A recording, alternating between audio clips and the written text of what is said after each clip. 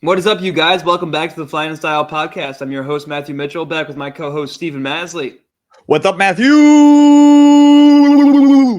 What is up, Stephen? We are coming back to you guys with a big comeback W from the Eagles, winning over the Vikings this week.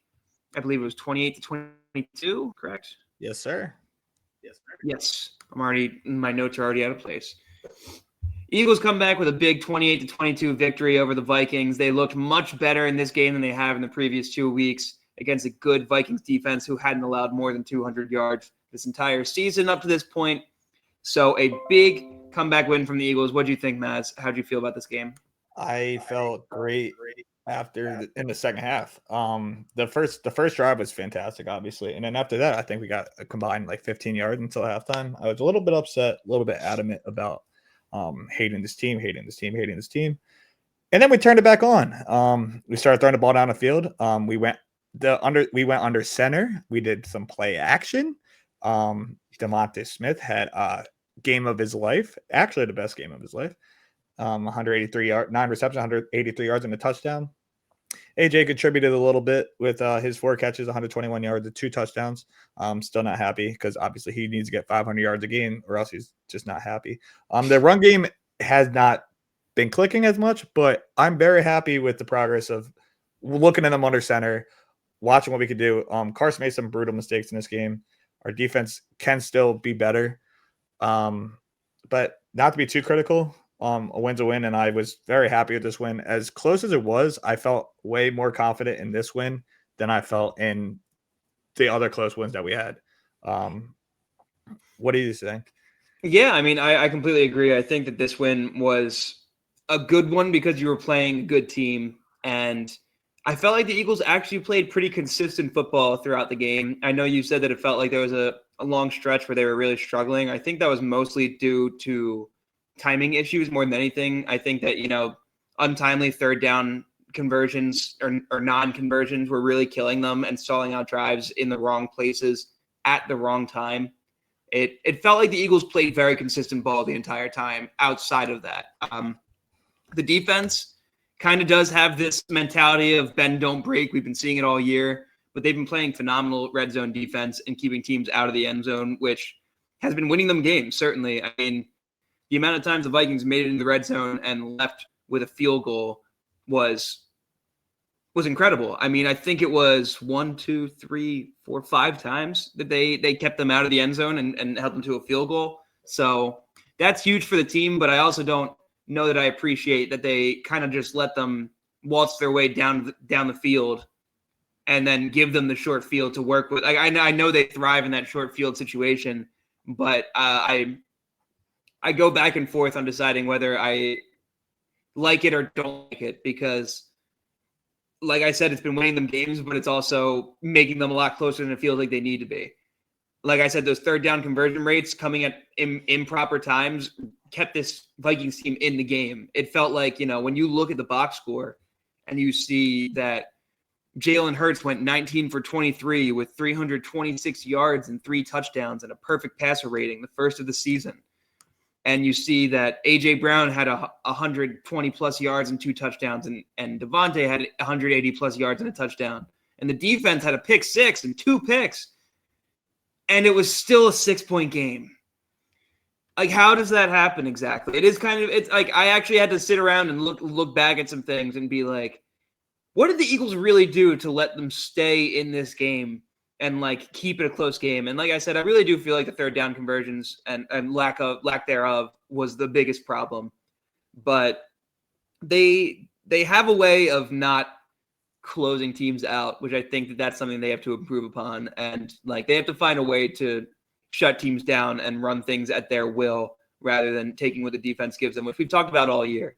And that starts with things like you said, using the under center, play action, and just using under center plays in general to change up that predictability of what you have in that offense.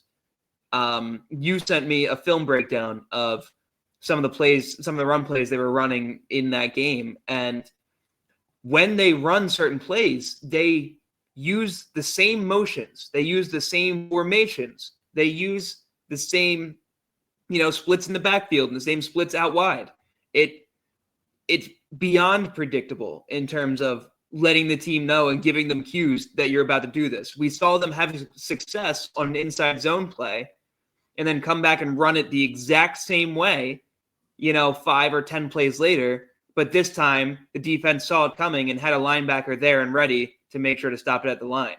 And that's what teams have been doing to us. It's a huge reason of why the run game isn't working. I know we've talked about the fact that one of the bigger pieces of it is the fact that the O-line isn't healthy.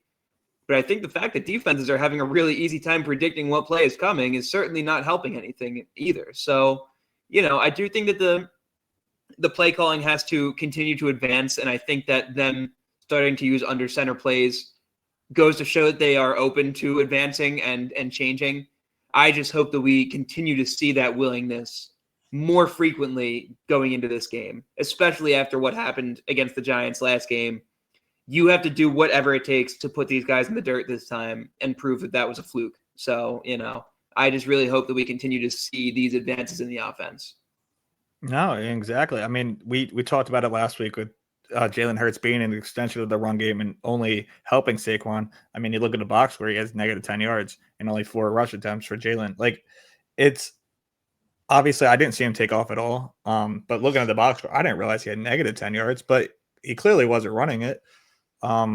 It's only going to help him when he's able to run it. I don't know if that's on him or obviously had a high volume passing day and play great in that asset, but like, yeah, but we got to get the run game going. It really wasn't a high volume passing day. It was, he threw the ball 23 times. I think that we saw a difference in being able to get guys open. And, I think that, we saw improvement in Jalen being able to redirect the line of scrimmage and, control what's happening up front and, pre-play, pre-snap calling and stuff like that. I feel like he really improved upon that. And I feel like you've seen him continue to improve upon that this year. And I think that his decision-making has gotten much better than it was last year, and his confidence in being able to let the ball go. And if you can see him, play with the kind of confidence that he played with last game, with the lack of predictability of what's going to come next on the offense, I think you can see Jalen have these games much more frequently. And I really hope that the offense, realizes, sees this in film and realizes that, hey, we had a lot of success with this. Let's keep, moving forward with it. Yeah, in terms of high volume, I meant just in terms of yards and getting chunks downfield. Yeah, I figured. I just wanted to point out that it was you were right. The same as he usually does. Yeah, no, just with more success. Yeah, I mean, it felt like, I don't know why this felt like the best game of the year for them offensively, and you talk about 3 for 10 on third downs, in that's after the first drive in the first half, we were very, very stagnant. And I believe they started 0 for 8, if I'm not mistaken. Yeah, well. It was something insane. And that's why, like you said, timing, it was just because the defense is on the field. And maybe that leads to that bend don't break mentality. And then even when we score, we're so quick to score. We were so quick to score. The defense is just on the field. And then sorry, continue. No. Even it's just how the game went. I don't know exactly. I was trying to find time of possession, kind of lost it.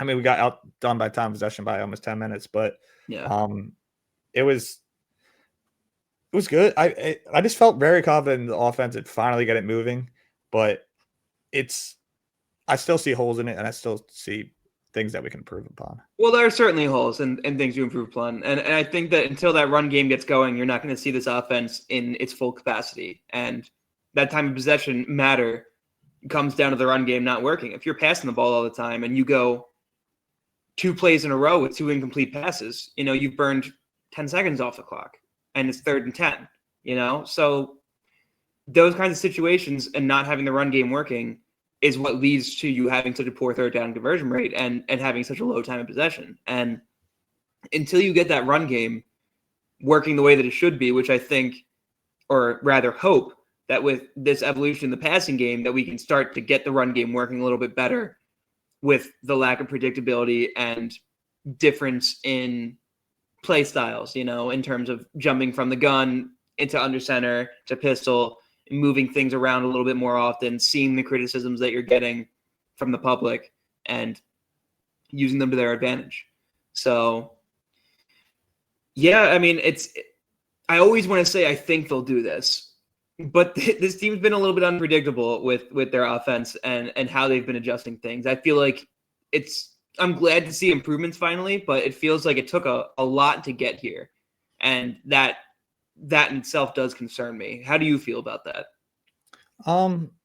Yeah, I think this is going to be a big prove it game. Going against the Giants team that just spanked you and kind of is playing well right now. I'm not necessarily about the Giants in general. I don't think they can compare to us as a roster wise. I think it's really going to be that we have to keep this going into the bye of just keep getting better and keep improving upon things. And I really want to see the run game start working. It has to work at some point because we can't just keep going with Saquon getting 50 yards on 20 carries and just be happy with that. We can't. We have to that only establishes time of possession and helps us. Like we need those long drives, methodical drives. We saw it last year, just how much you can't obviously like it's great plays like that big third down to AJ at the end to seal the game and everything. Yes, I love to see that too. Don't get me wrong. But when you're able to run the ball with Saquon, obviously last year they were knocking off like whole quarters in one drive, we watched the Steelers game last year. The Steelers, what do they have, like 2 possessions in the second half or something? Yeah. Insane. And we held the ball for the entire fourth quarter. Like that's the type of thing that we need to establish again because we can. And I just I'm not necessarily concerned with this team. This league is wide open right now. I don't think that there's any team that specifically stands out. I think you've seen every team that does stand out have their faults, and every team that has their faults have their standout moments. I think that there's only a few particularly bad teams, and there's only a few particularly good teams. And as it stands, we have played pretty bad football, but I still stand on the side that we are one of the better teams, despite, how we've played. We've beaten some really good teams. Gone into some hostile environments and won some big games. We've gotten through some of the gauntlet of our schedule, and we came out, 5-2. So I'm fairly confident in where we stand as a team right now and where we're building towards, because there's still a lot of football to be played, and we're seeing improvements early on, which is always, a good sign. But it's also hard to deny that they were standing at the bottom of the league in every major stat, like we had said last week. They have struggled mightily this year. And I can't say that they've gotten me out of the water yet of thinking that they are just okay now. But at the same time, I'm confident and happy in where they've gotten to this week. And I hope that this Giants game will further remind us of who this team is. Yeah, I mean, I hope so. I really do. And I don't see a reason to not think that. You know what I mean? Yeah. So I'm happy with it, and like I just want to move on to the next week and see it again and see even better. But yeah, I see this Giants team as very similar to the sort of situation that the Commanders had going last year, and I think the Commanders had a more talented roster than the Giants do right now. But I think that catching that wind and that culture change with a rookie quarterback and getting everybody on the same page and riding that momentum makes them a dangerous team. I do think that the Giants are a bad team, and I think they're a bad team playing well. And I think that you have to exploit the fact that they're a bad team. I think, I don't know if you heard this on the radio today. I was listening to a conversation from a caller that was talking about the fact that you can't call yourself a good team when you blow an 18-point lead in the fourth quarter like they did against the Broncos last week. That was an absolute all-time historical blunder. And, good teams don't let that kind of thing happen. But to their defense, they were beating a really good team handily going into the fourth quarter. So I think that the key to this game is I don't think that we're just going to necessarily blow them out of the water and they're not going to be able to do anything. I don't think this team is, when I say this team, I mean the Eagles, are at that point confidence-wise or playing-wise on defense and on offense. I think the offense is starting to come into itself. I think the defense has its struggles, but stands strong and does their thing. But I don't see them just preventing this team from doing anything. So, I do see this coming down to, making all the right moves, not making mistakes, and showing them what a good, disciplined football team does, and making sure that you make this team beat themselves as well. Not that I don't think this Eagles team can just outright beat them by themselves, but I think this is the game where you want to make the Giants embarrass themselves and look like the Giants to, again, like I said, further prove that game the other week was just a fluke and we were just trying to figure out our offense and whatnot, How do you feel about it? Yeah, I mean, you talked about handedly against the Broncos. Like the Broncos scored all 33 points in the fourth quarter. It was ridiculous. It was one of the most impressive 3 quarters I've ever seen out of the Giants, and the most impressive fourth quarter comeback of all time by the Broncos. It was a really strange game, but that's the kind of thing that happens when you have a bad team and you have a rookie quarterback. Jackson Dart throwing a pick late in the game is something that just can't happen. And it's not like it's just on Jackson Dart. The defense let up 33 points in the fourth quarter, but rookies can make those kinds of mistakes. Defenses will get tired and start letting things up if you keep the pressure on. And this team is prone to making mistakes if you force them into a corner. So I just hope the Eagles can keep the pressure on, not let their foot off the throttle, and let this team make a little bit of a comeback as the Eagles have been doing throughout this season. Yeah. I mean, I feel the same way as I did in the first game, and I'm ready to say it again that I really feel like we can kill this team, and I'm not ready for the bye, but I think this Eagles team needs like a good bye week to finally just good. It's going to be I think it'll be a great time for the bye. I think you can't plan any better. Get fully healthy ish, I guess, whatever you can get fully healthy. And then we're going to talk about it a little bit, but like AJ Brown hamstring, we'll see what he's doing and everything else. I really think we can kill this team, and there's no reason this Giants team should be this good. You just spoke on every point, but I can't. I just see false with the Giants, and I see them playing. They're playing for fun, like they have nothing to lose, and you gotta put it to them and show that you're more dominant. And that's show them what's business and what's fun. Like they're over there having fun. And it's not that the Eagles can't be having fun, but show them, what businessmen do: come to work, get the work done, get out, get back to work. So I do hope that this team can, put the throttle down on the Giants this week.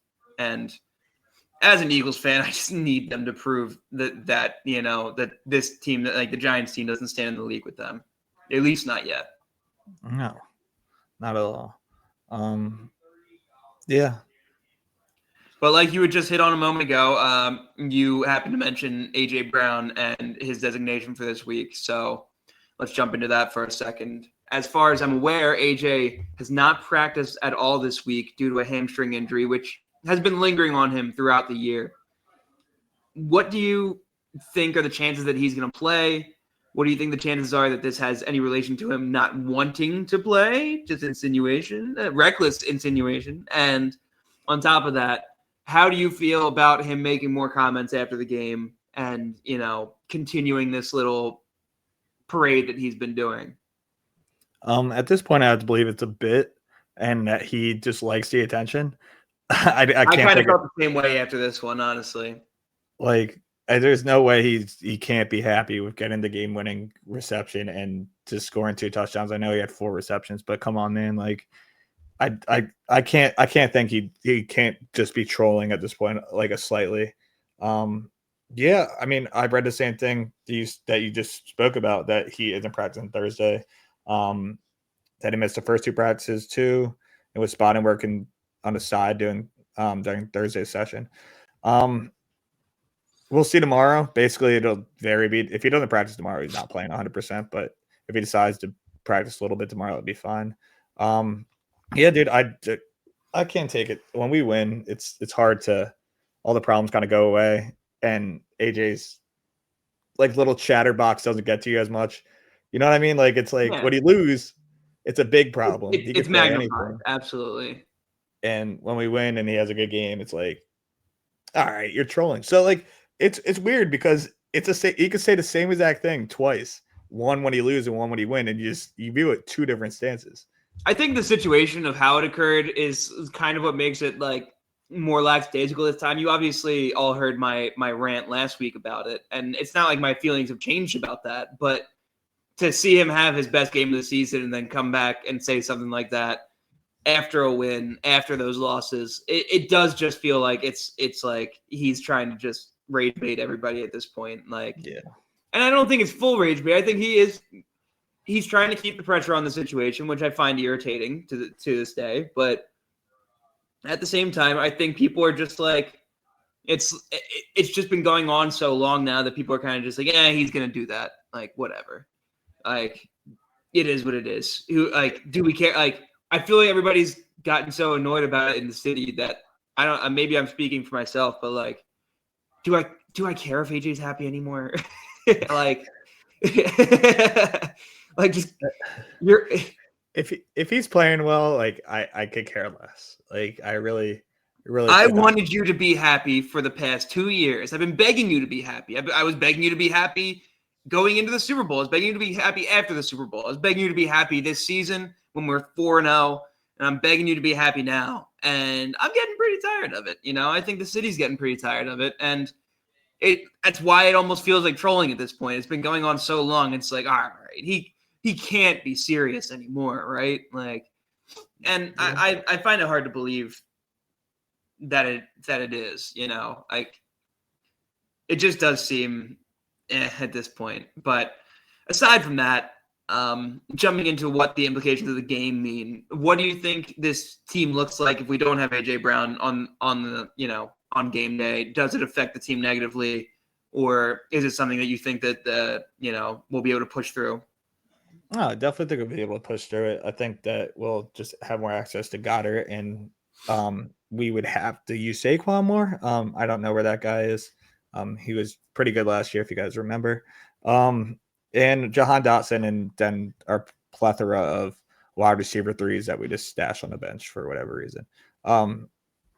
Yeah, I think we'll be okay. I'm not like, I wouldn't be overly concerned if AJ's out. I just would if AJ's out, I think it just needs to just even give more of a reason to use Saquon. I'm begging for it, screaming for it. Just would love to see Saquon get it going. Need to see Saquon get it going, and it's only more reason to use that. And Smitty's our best receiver anyway, so we don't really need AJ. Well, I'm curious on that point. I am curious to see what kind of storylines are going to come out of the game with, either direction you end up going. If the offense thrives, do you start hearing, oh, do they need AJ? And if they don't thrive, is it like, oh, like they can't do anything without AJ? Like, what are you going to do now? I'm curious to see how the offense performs if he isn't on the field, and what kind of implications that would create on the team afterwards. Not that I want to see the drama, but I don't really know. I'm almost curious to see where the public stands on it, where the team stands on it, where the media stands on it. And you go ahead. I think it's going to be a lose-lose for the media. It is certainly a lose-lose. Like you said, he's gonna be there. Oh, I guess you guys don't need me, or oh, you guys really need me. Like it's just regardless of what you do. It's like which is why I'm starting to not care if he's happy or not, because he doesn't give anybody the leeway to work with him either. It's like, if we do this, you're unhappy. If we do this, you're unhappy. If we do this, you're unhappy. What is it that's going to make you happy? Does AJ just want 15 receptions and 200 yards and 3 touchdowns every game, or it's just not going to be enough, or what? I think I know you don't know the answer to that. It's just like, yeah, there's something else going on in his head, which is his own problem to deal with. And I'm not like judging that in any way, but like he just, I don't know what else he needs to find in life, and he'll figure it out maybe. But this game has huge implications on NFCs just in general. If you just look at the standings real quick with me, if we are 5-2, Dallas is 3-3-1, Washington's 3-4, just losing Jaden Daniels. We'll see how long he'll be out for, and the Giants are 2-5. This could give us room, like a wide margin to pull away from like everyone or just like Dallas right now. If we go to 6-2, this is a huge game, and it has to mean a lot more to the Eagles. This is so much more important than I think we're even like speaking of credit for. Absolutely. I kind of didn't even think about the fact that we're only 2 games ahead. It feels like we're much further ahead than we are. And I don't really think that the Cowboys are a good team, but they certainly have a good offense. And it could be a little scary what they could do if we give them a little bit of leeway, especially if we were to lose 2 times to a division rival. Yeah, I mean, we play Dallas again in a couple weeks down the road, but like the rest of the divisional game, Washington is not until week 17 or week 16 and 18. So like you can't like just be like push that in the back burner. Like we gotta win this now and then keep the train rolling. I don't think we'll have a problem with that, but I'm just saying if you like look at it. And no, it matters. It certainly is something that like it shouldn't be in the forefront of your mind, but it should certainly be there. Yeah. But I already know how I feel about this game, and I really have Giants buddies that need to shut their mouths. I get it; it's a joke. It's like an ongoing gag, like haha, we beat you. It's like the little brother like getting a cheap shot in your face, like knocking you out in front of everyone. It's like like he did, and you never thought he would win, but he did. And I really need to kill this team because I can't stand it anymore. It's really as much as I put on like a haha, that's funny, guys. You just need to. I can't lose the Giants twice. We can't be a laughing stock for those guys. It's not fair. It's not fair if they finish the season just with 2 losses to the freaking Giants, and we have 3 losses total. I'm gonna be upset. I'm with you. I hear you. We can't lose this. We can't lose this game. What's your score prediction then? What do you got? My score prediction is going to be something ridiculously stupid, but it's going to be awesome. With AJ or without AJ. Oh wait, it doesn't matter. 38-10. I hate them. I don't know why I just said that. I really just don't like the Giants. I do think it's going to be lower scoring than it was in the other game, and I think that we can run the ball. Maybe. No, we're not gonna be able to run a ball. Matt, see this team makes me so angry that I'm gonna go 38-10 because I said it out loud, but I really just don't know if we're able to run the ball against anybody. And I really want to see that happen. So I hope it's lower scoring than that. But I hope we kill them. I just really don't want to see their faces anymore and act like they're a good team. I'm with you, brother, and I think I'm going to go pretty similar. And I know it's a little dangerous out of us considering the game we did watch them play the last time these 2 teams met. But I'm going to go 34-20. I do think this Giants team is going to pull over a few on us, and I think they'll get into the red zone a few times like we hit on today. But they'll be stopped into a few field goals, and I expect this offense to take a leap, like you said, AJ or not. I do think that we saw an elevation in the passing game, and I'm personally hopeful that that's going to increase the, space in the run game, and you'll see that kind of all come full force on Sunday afternoon. So I'm going to go 34-20. Yeah, I really hope so. I mean, the Giants obviously look great in the last 2 games, but out of that, like, they're not a good team. And I know they're rejuvenated. They don't have a lot of talent yet, and they're young, they're reckless, they're bold. They're playing their hearts out, but they're just not. They shouldn't be in the same league yet. And I'm only going to give them a couple years to get there. I think they're certainly on their way, the way they look right now, but they've got a lot of pieces to fit the puzzle before they're all the way there. Since when does Brian Burns have 9 sacks on a year? Jeez. I think he had a couple multi-sack games that really shot him up the board. How many sacks do the Eagles have on a year? 11? I think they only have 9 on the season. That's fun. He's actually yeah. injured, but Oh, yeah. he's expected to play Sunday. Just looking at the stats because I was going to read off some defensive stats, but jeez. All right, well that's fun. Oh, yeah. I mean their D line's like decent. Like obviously Dexter The Lawrence D-line's has very been good. I know you don't like to give them their credit to the Giants, but that D-line is very good. I mean, I don't think you've really got anybody that's bad on that D-line. You've obviously got Dexter Lawrence, who's a phenomenal player. You've got a great rookie in Abdul Carter. You've got Brian Burns, who is a multi-time All-Star in this league, and Kayvon Thibodeau, who was a standout rookie. I know he's had his ups and downs, but I think that he's still a pretty stellar D end, and it's hard to beat that. You know, they know that it's won and lost on the line of scrimmage, and although they only picked one side of the ball to work on that, they did a good job putting together that D line for sure. So fun fact about the Giants, how they played us last time since I watched all the film breakdown. They play like they're playing contained too. Like we've been feeding into. If we could pass the ball over the top, they don't have a chance. Which may cater to AJ. If AJ doesn't play, I mean you got Dotson and you got Mechie being able to run over the top. And obviously Smitty, but like they don't deal with the long ball well. Their secondary has not, when given the time, obviously you have to get the time in the pocket, but we got to open up the long ball because they were just playing in front of us, or they're letting everything happen in front of them, and then the DBs were just coming to them, and that's how they play. That's how they killed us last game, and Jalen has to be looking out in field, and I think after watching last week, there's no reason to say that he won't be. I completely agree.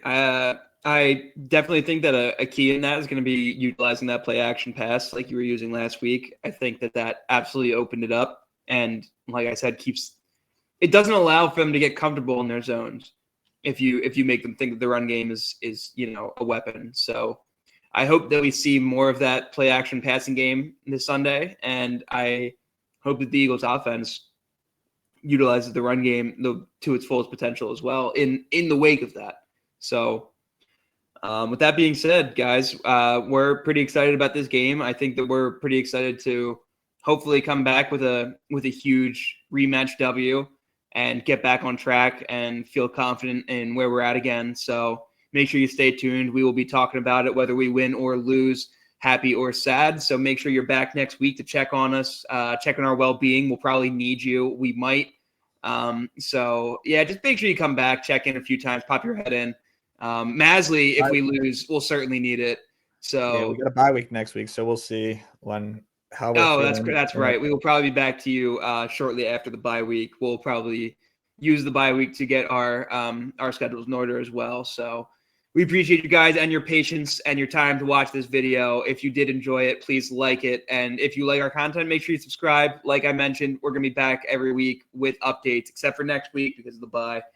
And we will be giving you all the information that you need to stay up to date on your Philadelphia Eagles. So thank you guys once again. We always appreciate you.